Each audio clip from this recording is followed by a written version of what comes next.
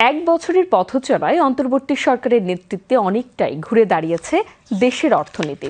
রপ্তানি আয়ে উচ্চ প্রবৃদ্ধি, রেমিটেন্সের রেকর্ড, মূল্যস্ফীতি নিয়ন্ত্রণ এবং বৈদেশিক মুদ্রার রিজার্ভ বৃদ্ধি এখন অর্থনীতির নতুন চিত্র।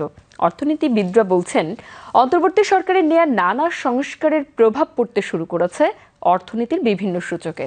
তবে এক বছরের সাফল্যের পরও কর আদায়, কর্মসংস্থান ও বিদেশি বিনিয়োগে গতি আনা এখন সরকারের সামনে বড় চ্যালেঞ্জ বলে মনে করেন বিশ্লেষকরা। রিপোর্ট দিনার সুলতানার। 2024 সালের আগস্টে ডক্টর মোহাম্মদ ইউনূসের নেতৃত্বাধীন অন্তর্বর্তী সরকার দায়িত্ব নেওয়ার সময় দেশের অর্থনীতি ছিল উচ্চ মূল্যস্ফীতি, রিজার্ভ সংকট আর টাকার অবমূল্যায়নের চাপের মুখে। এক বছরের ব্যবধানে অনেকটাই বদলেছে সেই চিত্র।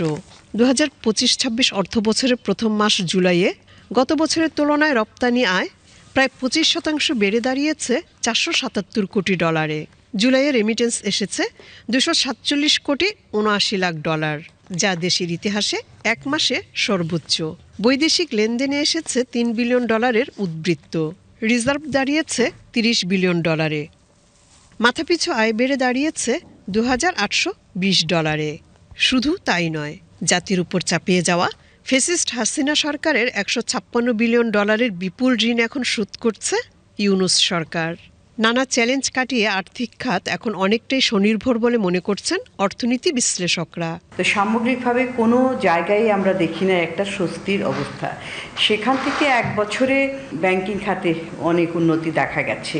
দুর্বল ব্যাংকগুলোকে কিভাবে আবার সবল করা যায়, সেখানে মার্জার অ্যাকুইজিশন করা কিংবা অন্যান্য পদ্ধতিতে সেটার করার জন্য একটা আইনগত ভিত্তি তৈরি করা হয়েছে।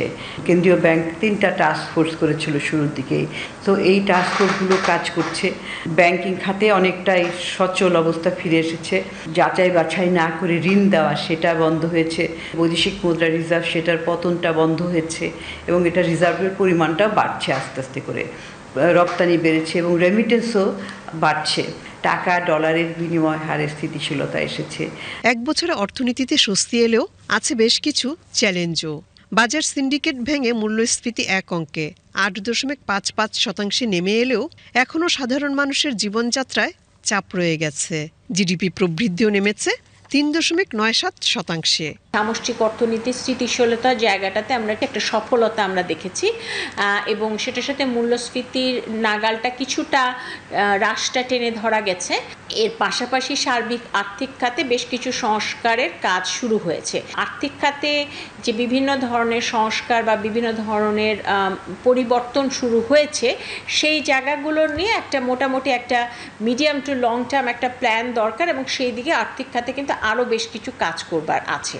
বিশ্লেষকরা বলছেন, ধারাবাহিকতা বজায় থাকলে বিনিয়োগ, কর্মসংস্থান ও পুঁজিবাজারে গতি ফিরবে আর অর্থনীতির ঘুরে দাঁড়ানোর গল্প হবে আরও শক্তিশালী। বিনিয়োগে গতি আনাটা খুব জরুরি, কারণ বিনিয়োগের মাধ্যমে কর্মসংস্থানে একটা চাঙা ভাব আসবে এবং মার্কিন যুক্তরাষ্ট্রের যে পাল্টা শুল্ক সেগুলোকে কিভাবে আমরা মোকাবেলা করব সেইটার ক্ষেত্রেও কিন্তু আমাদের প্রস্তুতিটা দরকার রয়েছে। বাণিজ্য সম্প্রসারণের ক্ষেত্রে আমাদের বহুমুখীকরণটা খুব জরুরি।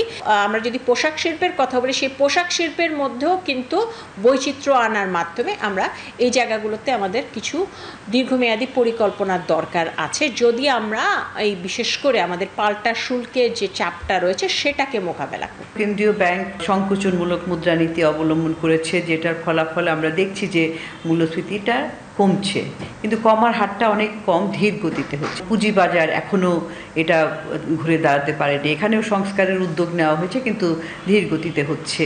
এটার একটা অন্যতম কারণ যে এক বছর তো আর এত বেশি সময় না, এত কিছুতে হাত দেওয়া যায় না।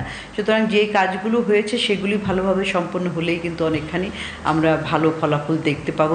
মাত্র এক বছরে বাংলাদেশ লিখেছে এক অন্যরকম গল্প।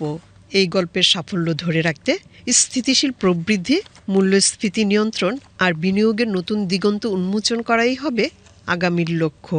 এই যাত্রায় বাংলাদেশ কত দূর যাবে তা এখন সময়ের অপেক্ষা। দিনার সুলতানা, বিটিভি নিউজ।